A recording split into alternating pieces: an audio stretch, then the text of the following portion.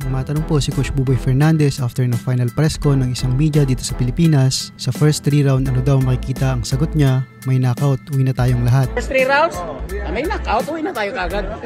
Ano kasimple yung salita? Wala nang tago-tago pa. Ayan ang nasabi ni Coach Buboy, mukhang confidence nga po siya sa kondisyon ni Manny Pacquiao. Nagpasalamat din siya sa mga running mates ni Pacman kasi nakontrol daw nila. Lumabas daw yung gusto niyang galaw ng paa. Matatandaan nga po natin sa ibang interview, ang talagang pinaka-importante at gusto niyang makita kay Pacman ay bumalik yung paa at footwork nito. Mananalo daw sa bilis, sa lakas at sa talino ng labanan si Pacman. Ang final assessment niya daw po ay 110% nasa tamang kondisyon na ang ating pambansang kamao. Ito na daw po ang pinakamatinding training na ginawa ni Coach Buboy sa buong buhay niya.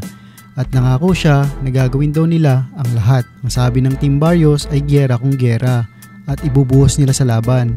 Ibibigay daw po ng Team Pacquiao ang pinakamagandang giyera para sa kanila sa darating na laban. Ang sabi naman ng uncle ni Floyd Mayweather na si Jeff Mayweather, tatalunin daw ni Pacquiao si Barrios pag nandyan pa rin ang bilis at ang lakas niya. Kaya daw po tinalo ni Tank si Barrios dahil sa lakas nitong sumuntok, at malakas din sumuntok si Pacman at di hamak na mas mabilis kaysa kay Tank. Pag ganun daw na version ni Manny Pacquiao sa laban, hindi niya naiisip na magiging maganda ang laban.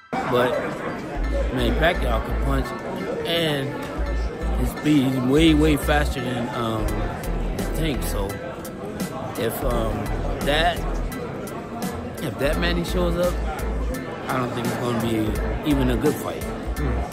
At sigurado daw na karamihan ng mga fans si Manny Pacquiao ang gustong manalo dahil sa history at mas magiging malaki daw sa buhay, meaning mga boss, at the age of 46, coming out of retirement after 4 years, hindi pangkaraniwan ang magagawa niya pag siya ay nanalo. Kaya kung magiging dikit daw ang laban, malamang si Pacquiao ang mananalo. Ayun naman ang matanong si Sean Gibbons, ang president ng MP Promotions ng Fight Hype, kung makuha daw nilang WBC belt na pag-uusapan daw ba nila ang muling laban kay Floyd Mayweather o pag nanalo siya magre-retire na. Ang sagot naman ni Sean Gibbons Floyd is retired at halos 49 years old na. Pag nanalo daw si Pacman kay Barrios isa to sa mga greatest accomplishment sa history ng boxing. Hindi niya daw naiisip sa punto na ito kung ano pa ang natitirang kakayahan ni Floyd.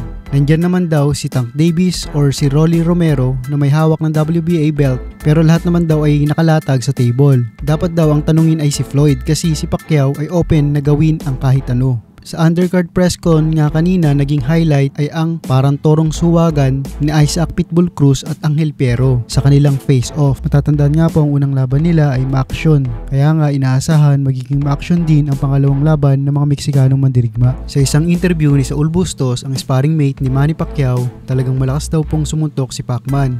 Kahit 14 ounce na gloves ang ginagamit nila sa sparring. Nandun pa rin daw po yung speed niya at talagang nakakabaliw yung anggulo ng mga suntok. Nakikita niya daw sa darating na laban na mananalo si Pacquiao alinman sa unanimous decision o knockout sa round 10. Nakikita niya rin na babagsak daw si Barrios kahit isang beses sa laban.